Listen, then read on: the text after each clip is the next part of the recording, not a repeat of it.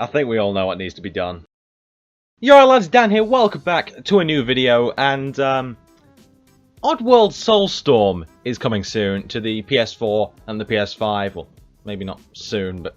It's happening. Oh my god, it looks so good, I cannot wait for it. I absolutely love the Oddworld series, which is why today, I feel like it should be appropriate to go through the entire series in one video. Yep, all 4 games. This is probably going to be my biggest project yet, and this is going to be like the Banjo-Kazooie video I did. Except I actually enjoy the games I'm playing. So, let's stop rambling and press on with the first game in the Oddworld series, 1997's Oddworld, Abe's Oddysee.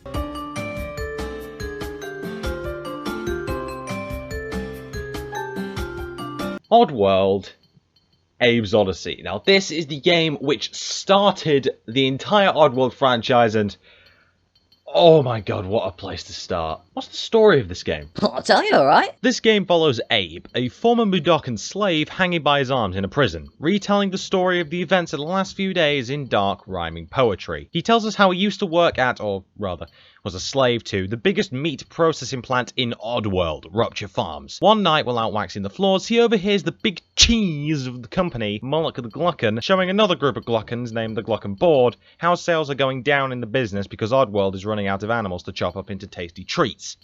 But of course, being the biggie cheese of the company, he has a solution. This new meat idea is chopping up and then cannibalizing the Mudanchee slaves and selling them off as Mudanchee Pops!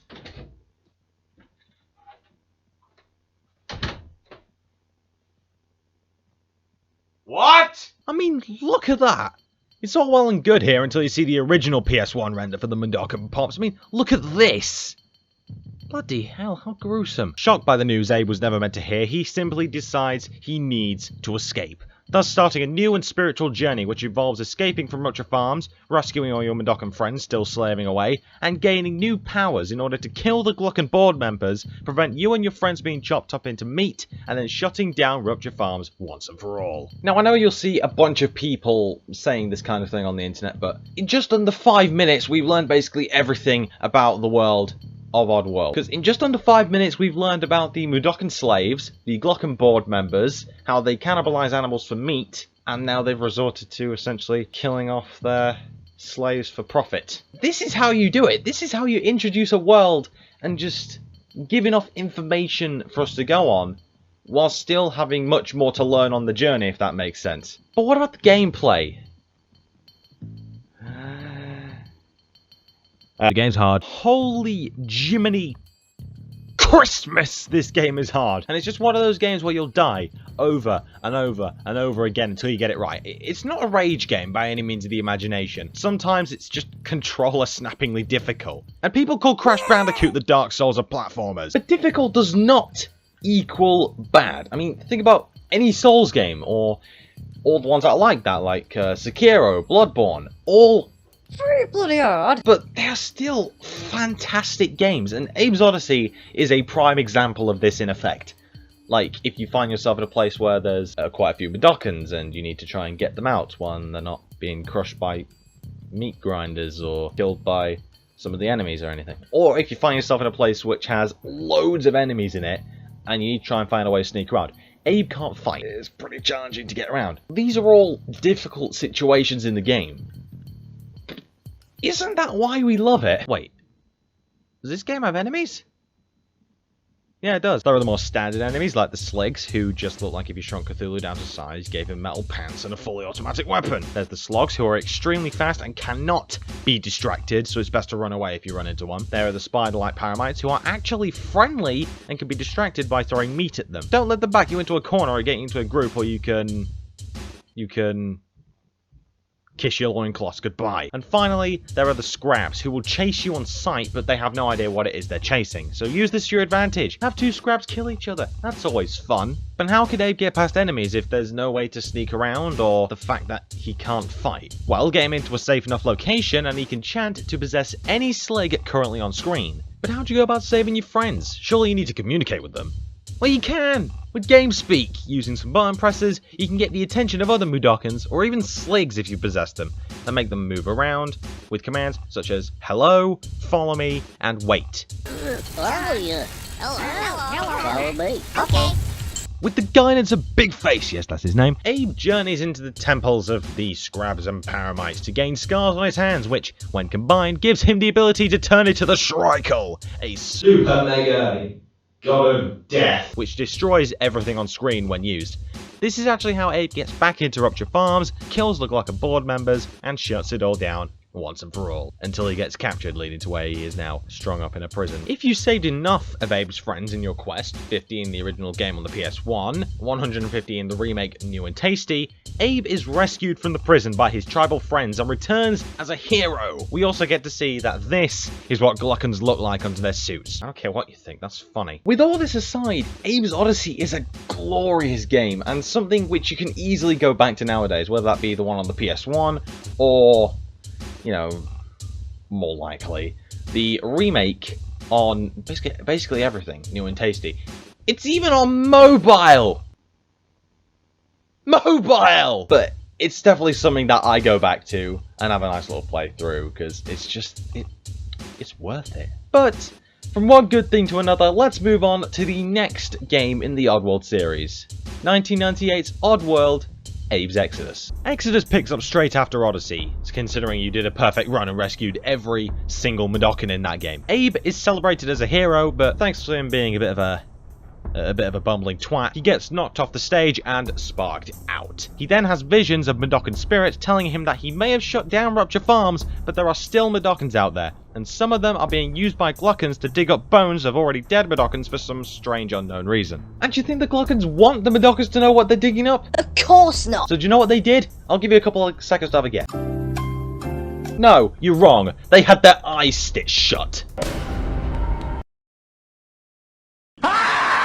Abe takes a few of his friends to the burial site, turned mine, to find out what's happening, but after a long trek, all the Mudokons except for Abe find and start drinking a Glocken brew named Soulstorm because of all the trekking across the desert that they've been doing. They're obviously very thirsty, which, yeah, isn't exactly a good idea. It's a very addictive and very dangerous substance, and as Abe finds out, is made out of the bones of the dead Mudokons the Glockons have been digging up, and as he later finds out, live Mudokon tears. This starts a vicious cycle of the Glockons bribing the Mudokons to work, saying that they can have all the brew they want, then killing the boss so they can use their bones and tears to make more brew. It's sickening. Abe's friends, however, have become sick from drinking the brew, causing him to have to go on another quest to learn a way to cure the Soulstorm sickness, rescue the newly, recruited Mudokon slaves, yes, even the blind ones, and finally, shut down the Soulstorm brewery. Yeah. Shut down. But naturally, because this game came out exactly 1 year, or just under 1 year after Oddysee, everything is basically exactly the same. Well, in the gameplay department at least. Everything else is much different. This game is twice as long. The PS1 version had 2 discs. Because it's so similar, because most of the things are the same, it really does feel like a continuation or an add-on to Abe's Legacy, which is quite good. It's quite a good thing. The only differences being is that there's new enemies, and the Mudokons actually have emotional states this time. So let's talk about those. Yep, that's right, you heard me. Mudokons have emotional states now. Angry, depressed, wired, blind, and sick. Angry and depressed Mudokons won't listen to you, so you need to go up to them and sympathize with them in a new GameSpeak command, which involves just tickling their noses, because that's how you sympathize with everyone, and they should be fine.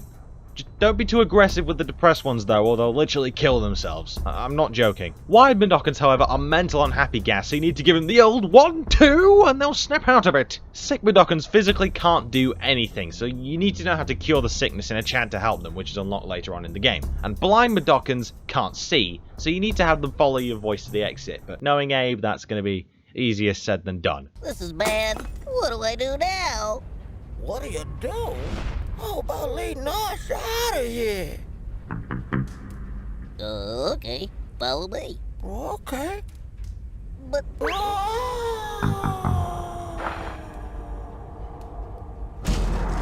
Oops. I forgot he was blind. You're just stupid. Oh yeah, you can possess nearly everything now, including the Glockens. Glockens! After finding a way to cure the sickness and overloading the boiler in the brewery, Abe destroys Soulstorm Brewery, obviously getting out just in time. The Mudanchees start to build a little civilization for themselves, and Abe dedicates the rest of his life to finding and saving every last Mudanchee in Oddworld. And this draws Oddworld's time on the PS1 to a close, but you'd think it'd end there, wouldn't you? No. You couldn't be any further from the truth.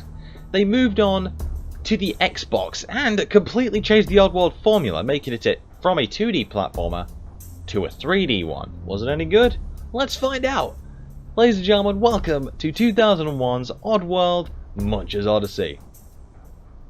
And yes, there's a new character this time. Instead of Abe being centre stage this time, it's a Gabbit named Munch, who wants to find more of his kind because they've basically been hunted to extinction. Not by Glockens, by another top dog species called Vikers, who hunt Gabbits to sell their eggs to Glockers to make into food, or remove their lungs to replace Glocker lungs due to smoking habits. It's really one above the PS1 kill the slaves for profit plot. It's something not previously seen in Oddysee or Exoddus. After being captured by the Vikers, Munch manages to use this weird zippy zappy head thing as a way to zap cages full of these little cute yet terrifying puffballs named Fuzzles to release them, who in turn set Munch free. Meanwhile, in a cave somewhere, we find Abe. Yes, he is in this game, he's just not a centre character, who's been taxed by this big blob of sack named the Almighty Raisin. Once again, yes, that's his name. To find and free Munch and have him help Abe save more Mudanchees and the eggs of unborn ones. I mean, canonically, Mudanchees are descended from birds, which means, you know, naturally, they'd lay eggs, which is quite a weird thought. Just imagine it for a minute. A humanoid creature laying an egg. The gameplay in this game is way different to what you're used to in this series. As I've mentioned, this is now a fully 3D platform in which you can switch between Munch and Abe for different tasks. Abe can do complex platforming but can't swim, and Munch can swim but he's pathetic at jumping. It's quite a jarring change seeing Abe running around a 3D environment, but personally I find it kind of refreshing, having a new take on the formula, you know, changing it up, keeping it fresh. Although I do much prefer the 2D aesthetic of the PS1 era, this is still pretty solid, it's just a matter of personal preference. I see why people don't like it, but I still had a pretty good time here. Not to mention you can actually get Mudanchees to fight people now, they're actually useful. Kick some booty! Abe and Munch engage in a financial battle to get their hands on the last can of Gabiar, essentially Gabbit eggs, which involves our mate Abe knackering himself chanting. In the end, all is well. The eggs are saved, the Mudanchees are saved, another giant structure is destroyed, in Oddworld tradition. The economy's collapsed, and a new moon appears in the sky, bearing a Gabbit paw. Munch's Oddysee really did change up the Oddworld formula. Some people think it was a good thing, other people want to forget it. I myself did really enjoy it, and if you didn't, you can suck my gabbit. Anyway, the final game that I want to talk about today is the last game in the Oddworld series before they just moved on to doing ports and remakes and such. Ladies and gentlemen, welcome to Oddworld Stranger's Wrath. A first-person shooter. This game follows a mysterious bounty hunter simply known as the Stranger, who is hunting bounties to gain enough moolah for a mysterious operation. Now, this bounty hunter is different than any other from your Red Dead Redemptions or your Star Wars bounty hunters, because he doesn't believe in weapons. Yeah, you know, live ammo, bullets, bombs, bloody cannonballs, live ammo. So what does Stranger use?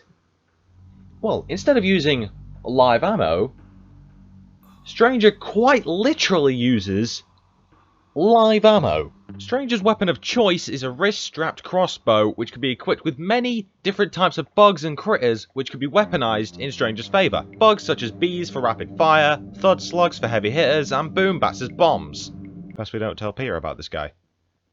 They'll make a flash game about him. Well, obviously, this game is a first/third-person shooter, which it's very strange, to say the least, because you thought the jump from 2D to 3D was a big jump. It's very weird, to say the least, but I guess you can't really blame Oddworld Inhabitants, the developers behind these games. for trying new things, because obviously they want to focus on one specific series, which it's only natural they try and change things up a little bit. And in my opinion, they bloody well nailed it on the head with this one. It was brilliant. Anyhow, later on, after a lot of bounties, Stranger learns about a tribe of amphibian things named grubs. After losing their protectors, a now extinct creature called a Steef, they've started being harassed by a demon. This leads on to a new story about Stranger going from being the hunter to being the hunted. Why? Because it turns out the Steefs aren't extinct. Because Stranger himself is a Steef. Who could have seen that one coming? The operation he needed was to remove his hind legs to make him more humanoid. Stranger takes it upon himself to help the grubs and defeat a demon, aka this bloke named Secto, who built a huge dam over the river, and so he does it. He supposedly kills Secto, but it turns out he's just, Squilliam. using an Elder Steef as a host body. The game ends with the grubs accepting Stranger as their new guardian Steef, while Secto just swims away ominously. After this, the Oddworld inhabitants decided to go dormant for a little while, before coming back and releasing HD remasters of Munch's Oddysee and Stranger's Wrath. And then completely remaking Abe's Oddysee from the ground up. And now completely remaking Abe's Exoddus from the ground up, whilst incorporating all the ideas that were supposed to be in that game. And there you go, we're done. I'm out. Okay, see ya. Happy Hanukkah. Thank you very much. Ooh. Well, we're done. Yeah, that's the entire Oddworld series. Every single game. I think. Most likely it probably is. The 4 mainline games, let's say that. And I love the Oddworld series. There's nothing else to say. I absolutely adore it. It is brilliant. It just nails... It just hits the nail in the prick when it comes to creating memorable characters. Because, you know, Abe, Munch, and Stranger are just some of the most memorable characters, in my opinion, when it comes to video games, alongside, you know, Mario, Sonic, Crash, Spyro, all the other ones. In fact, Abe became a mascot for PlayStation for a little while. But a few people didn't know about that, did they? But yeah, that's all I got for today, so I want to thank you all so much for watching. If you guys did enjoy, be sure to leave a like, drop a comment, and subscribe for more videos in the near future. This is probably the biggest video project I've ever done.